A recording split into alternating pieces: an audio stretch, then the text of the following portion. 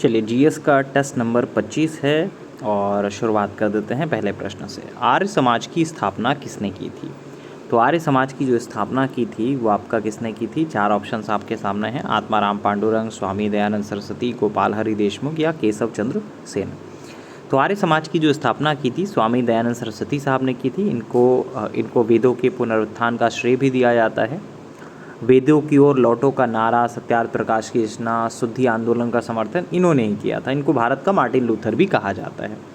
तो आर्य समाज की स्थापना किसने की थी? स्वामी दयानंद सरस्वती ने। वेदों की ओर लौटो का नारा किसने दिया? ये भी दयानंद सरस्वती साहब ने कहा था। सत्यार्थ प्रकाश की रचना भी इन्होंने ही की थी, अभी इसके बारे में बताया मैंने। शुद्धि आंदोलन का समर्थन किसने किया था? तो स्वामी दयानंद सरस्वती साहब ने ही किया था। भारत का मार्टिन लूथर किसे कहा जाता है? तो भारत का मार्टिन लूथर स्वामी दयानंद सरस्वती साहब को ही कहा जाता है। प्रार्थना समाज की स्थापना किसने की थी?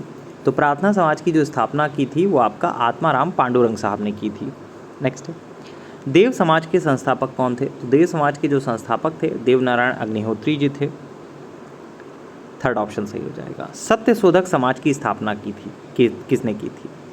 तो सत्यशोधक समाज जो है वो आपका इसकी स्थापना और गुलामगिरी की जो रचना की थी ज्योतिबा फुले ने की थी। इससे दो क्वेश्चन पूछे जाते हैं। तो सत्यशोधक समाज की स्थापना किसने की थी? ज्योतिबा फुले ने। थर्ड ऑप्शन सही होगा। गुलामगिरी पुस्तक के लेखक कौन है? तो इसके लेखक कौन है? ज्योतिबा फुले। सेकेंड ऑप्शन सही होगा।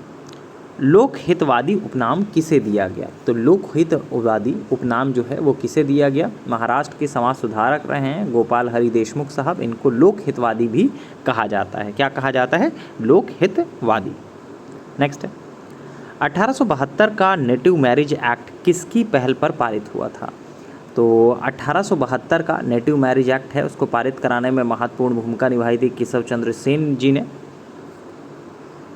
नेटिव मैरिज एक्ट में लड़कियों की न्यूनतम आयु क्या निर्धारित की गई? तो केशव चंद्र सेन साहब ने 1872 के नेटिव मैरिज एक्ट को पारित कराने में महत्वपूर्ण भूमिका निभाई थी। इस एक्ट से लड़कियों व लड़कों की जो विवाह की आयु है वो 14 वर्ष और 18 वर्ष निर्धारित की गई। तो लड़कियों की 14 वर्ष और लड़कों की 18 वर्ष निर्धारित की गई। अब प्रश्न कह रहा है कि नेटिव मैरिज एक्ट में लड़कियों की न्यूनतम आयु क्या थी? तो 14 वर्ष। अगर लड़कों की पूछी जाती तो 18 वर्ष। नेक्स्ट, भारतीय संविधान की 11वीं अनुसूची में कितने विषय हैं? तो भारतीय संविधान की 11वीं अनुसूची में कुल 29 विषय हैं। कितने? 29। संविधान की प्रस्तावना में कितनी प्रकार की स्वतंत्रता है? भारतीय संविधान की प्रस्तावना में तीन प्रकार के न्याय हैं, सामाजिक, आर्थिक और राजनीतिक। 5 प्रकार की स्वतंत्रता है, इसमें आर्थिक स्वतंत्रता शामिल नहीं है। 2 प्रकार की समानता है और 1 प्रकार के भ्रातृत्व का उल्लेख है। तो संविधान की प्रस्तावना में कितनी प्रकार की स्वतंत्रता है? तो 5 प्रकार की स्वतंत्रता इसमें दी गई है। संविधान की प्रस्तावना में आर्थिक स्वतंत्रता का उल्लेख है, तो मैंने बताया ही अभी कि आर्थिक स्वतंत्रता का उल्लेख इसमें नहीं है।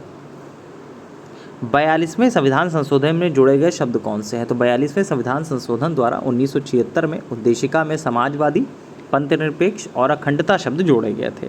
तो कौन से जोड़े गए थे? समाजवादी, पंथनिरपेक्ष और अखंडता शब्द। प्रस्तावना को लागू ना किया जा सकने वाला क्यों कहा जाता है? तो संविधान की प्रस्तावना का विधिक स्वरूप यह है कि यह लागू नहीं किया जा सकता। तो प्रस्तावना को लागू ना किया जा सकने वाला क्यों कहा जाता है? तो ये आपको बताना है कि 4 ऑप्शंस हैं। ये नीति निर्देशक है, यह कानूनी नहीं है, यह लक्ष्य बताती है, उपयुक्त सभी। चलिए, इस क्वेश्चन को आपको बताना है कि इसका सही आंसर क्या होगा। प्रस्तावना को लागू ना किया जा सकने वाला क्यों कहा जाता है? यह नीति निर्देशक है, यह कानूनी नहीं है, यह लक्ष्य बताती है, या उपयुक्त सभी। 4 ऑप्शंस हैं आपके सामने, यह आपको बताता है। संविधान की आत्मा किसे कहा गया है? तो भारतीय संविधान की उद्देशिका को संविधान की आत्मा कहा जाता है। तो संविधान की आत्मा किसे कहा गया है? प्रस्तावना को, मूल अधिकार को, नीति निर्देशक तत्व को या संघ सूची को। तो उद्देशिका को कहा गया है, इसमें आपका ऑप्शन नहीं है। संविधान शरीर है, प्रस्तावना आत्मा है, किसका कथन है? तो संविधान शरीर है तो प्रस्तावना उसकी आत्मा है। प्रस्तावना अगर आधारशिला है तो संविधान उस पर खड़ी अट्टालिका है। तो ये कथन जो है सुभाष कश्यप जी का है। बेरूबारी केस में क्या निर्णय दिया गया था? तो बेरीबारू वाद जो हुआ था उसके फैसले में सर्वोच्च न्यायालय ने सर्वप्रथम घोषित किया कि उद्देशिका संविधान का हिस्सा नहीं है। बाद में केशवानंद भारती बनाम केरल राज्य वाद में 1973 में सर्वोच्च न्यायालय ने अपने ही फैसले को पलटते हुए यह निर्णय दिया कि उद्देशिका संविधान का ही एक अभिन्न हिस्सा है। तो बेरूबारी केस में क्या निर्णय दिया गया था? तो इसमें आपका ये निर्णय दिया गया था कि जो प्रस्तावना है, ये जो आपका बेरूबारी जो केस था उसमें क्या निर्णय दिया गया था? प्रस्तावना लागू नहीं किया जा सकता, प्रस्तावना संविधान का हिस्सा है, प्रस्तावना संविधान का हिस्सा नहीं है। ठीक है, और 2-3 ही केस पूछे जाते हैं, बेरूबारी वाद पूछा जाता है, केशवानंद भारती केस पूछा जाता है। ठीक है, तो 2-3 ही हैं जो आपका बहुत ज़्यादा पूछे जाते हैं। तो उद्देशिका संविधान का हिस्सा नहीं है फिलहाल। नेक्स्ट है, मतलब प्रस्तावना संविधान का हिस्सा नहीं है। केशवानंद भारती केस में प्रस्तावना को क्या घोषित किया गया? तो केशवानंद भारती केस में जो प्रस्तावना है उसको क्या घोषित किया गया है? तो 4 ऑप्शन है, हटाया गया, संविधान से बाहर, संविधान का अंग या नया संशोधन।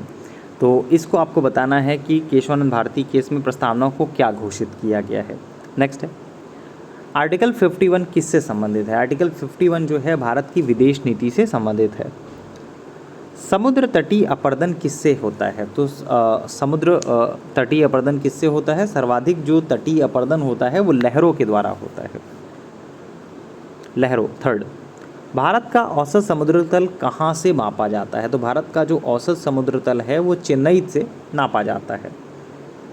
नेक्स्ट है, नेक्स्ट पॉइंट है, निष्क या निशाका क्या था?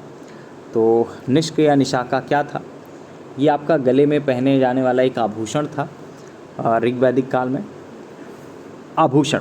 बोगाज कोई से क्या सूचना मिलती है?